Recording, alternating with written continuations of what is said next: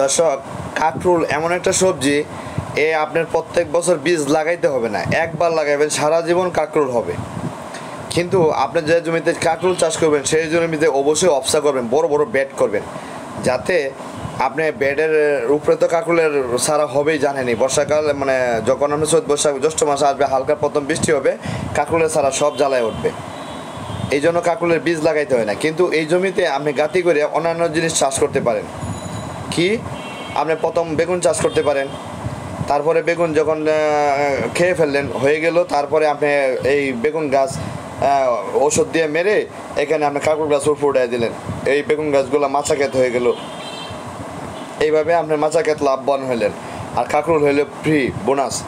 তবে আপনার প্রত্যেক জমিতে অবসা করবেন, জীবামৃত দিবেন, ডাক্তার সুভাষ পালেকার ভারতের তার কৃষি ফলো করবেন।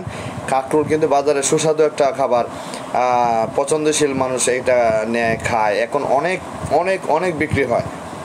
হ্যাঁ, কাঁকরোল আমারও প্রিয় খাবার, আমি ভাজি করে 2 চাপটি ভাজি করে খাই, খুবই ভালো। বাজারে অনেক চাহিদা আছে, 40-50 মিনিমাম দাম থাকে, এর নিচে নামে না।